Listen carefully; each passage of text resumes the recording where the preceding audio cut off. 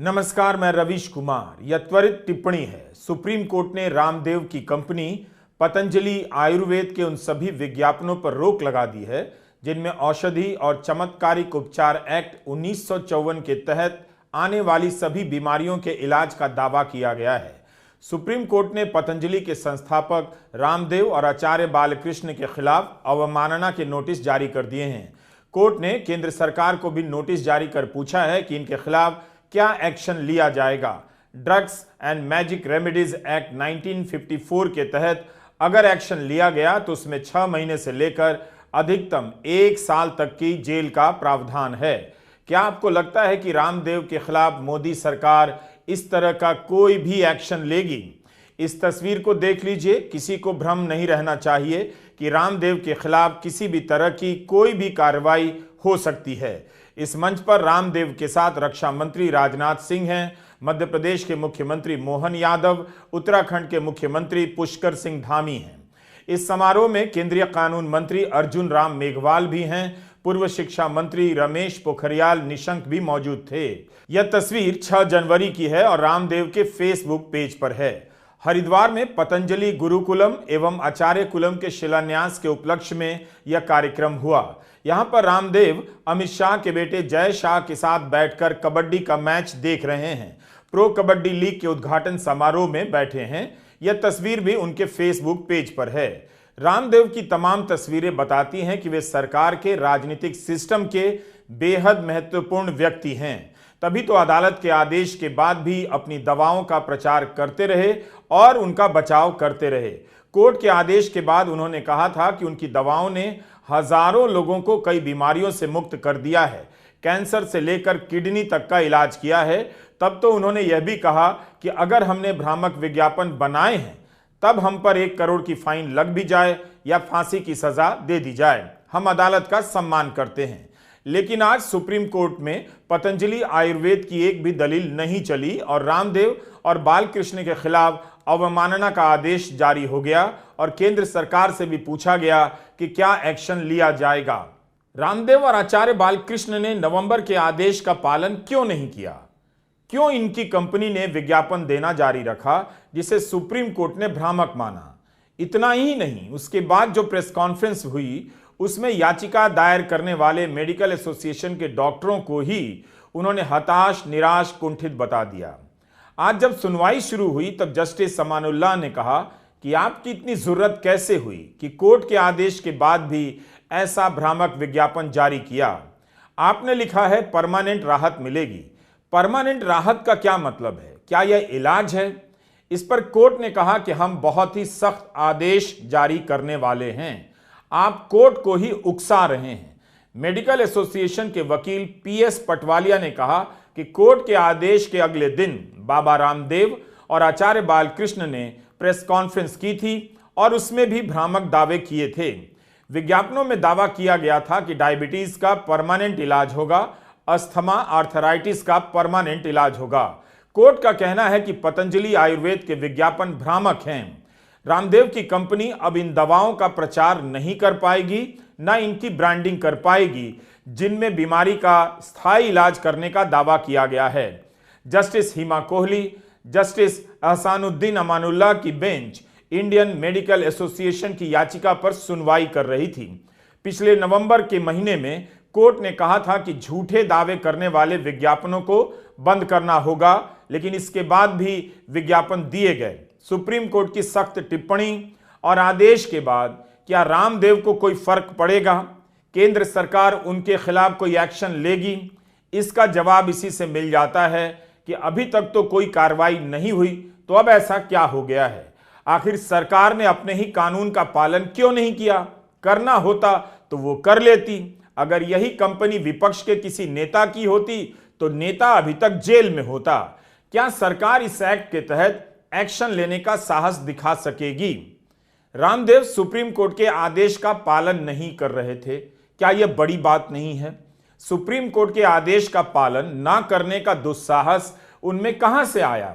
योग गुरु कहलाते हैं, योग की शिक्षा देते हैं, यम नियम का पालन करते हैं, मगर कोर्ट के आदेश का पालन नहीं करते।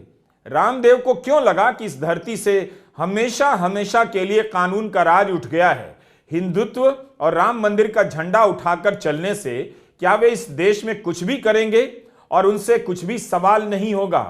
क्या उन्होंने इसकी भी परवाह नहीं की कि जिन लोगों को योग के साथ साथ वे राष्ट्रवाद का डोज देते हैं, वे क्या सोचेंगे कि खुद उनके बाबा देश की सर्वोच्च अदालत के आदेश का पालन तक नहीं करते? क्या रामदेव जैसे लोगों के दम पर ही हिंदुत्व का झंडा लहरा रहा है, जिन्हें नैतिकता और नियम से कोई मतलब नहीं? आखिर इस टोली में इसी तरह के लोग क्यों हैं जो बैलेट पेपर से छेड़छाड़ कर लोकतंत्र की हत्या कर देते हैं और असंवैधानिक तरीके से चुनावी चंदे बटोरने का कानून बना लाते हैं? क्या सुप्रीम कोर्ट के हाल के ये आदेश इस टोली के गठजोड़ की बुनियाद पर प्रहार नहीं करते हैं? रामदेव अपनी जवाबदेही कब स्वीकार करेंगे, या सुप्रीम कोर्ट के आदेश के बाद भी विज्ञापन देते रहेंगे? उनके योग में, उनके हिंदुत्व में, उनके राष्ट्रवाद में ऐसी क्या कमी रह गई है कि उन्होंने भ्रामक तरीके से विज्ञापन देने का, फर्जी तरीके से बीमारियों को ठीक करने के विज्ञापन का रास्ता चुना? इसके लिए इतनी बड़ी बड़ी बातें करने की जरूरत ही क्या है? यह काम तो नेहरू के जमाने से ही लोग फुटपाथ पर कर ही रहे हैं। न जाने किस किस चीज की तेल बेच रहे हैं, मगर इतनी बड़ी कंपनी बनाकर रामदेव ने इसकी परवाह नहीं की कि विश्वसनीयता भी कोई चीज होती है, नियम कानून का भी पालन करना होता है।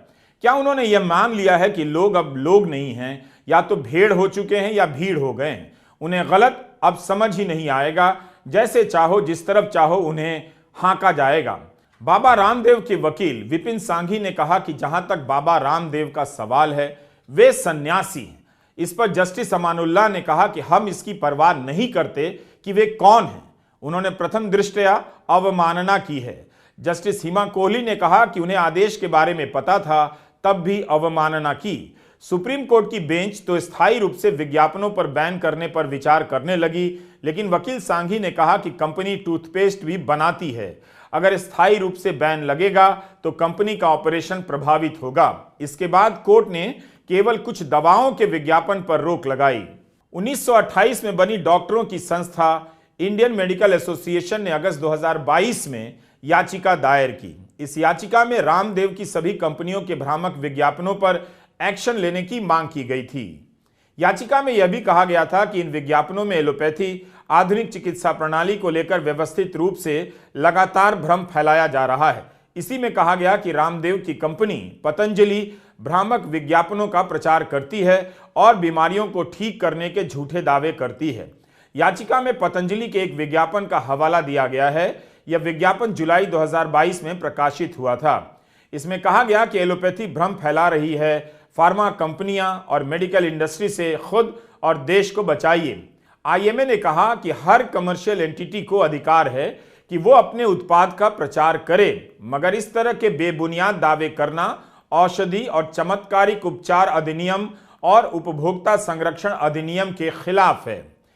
मेडिकल एसोसिएशन ने अपनी याचिका में स्वामी रामदेव के बयानों का भी ब्यौरा दिया, जब रामदेव ने एलोपैथी को स्टूपिड और दिवालिया विज्ञान कहा और कोविड के दौरान बेबुनियाद दावे किए कि एलोपैथी की दवाओं से लोग मर रहे हैं। उन पर कोविड के वैक्सीन के बारे में भ्रांतियां फैलाने और वैक्सीन को लेकर झिझक बढ़ावा देने का भी आरोप लगाया गया।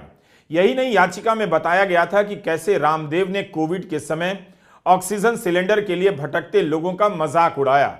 नवंबर महीने में सुप्रीम कोर्ट ने रामदेव से कहा कि पतंजलि को ऐसे सभी झूठे और भ्रामक विज्ञापनों को फौरन बंद करना होगा। अगर कोई उल्लंघन हुआ तो कोर्ट उसे गंभीरता से लेगा, 1 करोड़ रुपए तक का जुर्माना लगा सकता है, ये चेतावनी दी गई। इस बार भी जुर्माना अभी नहीं लगा, मगर लगता है कि रामदेव ने खुद को कोर्ट से भी ऊपर समझ लिया है। आज सुप्रीम कोर्ट ने अवमानना का नोटिस जारी कर दिया। कोर्ट ने यह भी कहा कि पतंजलि आयुर्वेद किसी भी मेडिसिन सिस्टम के खिलाफ कुछ नहीं बोलेगा। 2 हफ्ते के बाद इस मामले में फिर से सुनवाई होगी।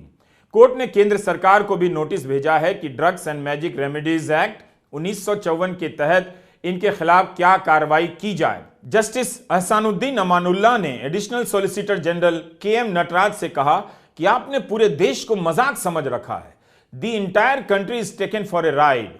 जस्टिस अमानुल्लाह ने कहा कि कानून के तहत यह सब मना है, फिर भी आप 2 साल तक कुछ भी नहीं कर सके। केंद्र सरकार के वकील ने भी माना कि रामदेव के विज्ञापन भ्रामक हैं और इन्हें स्वीकार नहीं किया जा सकता। तो क्या केंद्र सरकार रामदेव के खिलाफ कोई एक्शन लेगी? मगर वकील ने कहा प्रभावित राज्यों को ही कार्रवाई करनी होगी। केंद्र सरकार से इस बारे में जवाब मांगा गया है। आखिर रामदेव को क्या लगा होगा?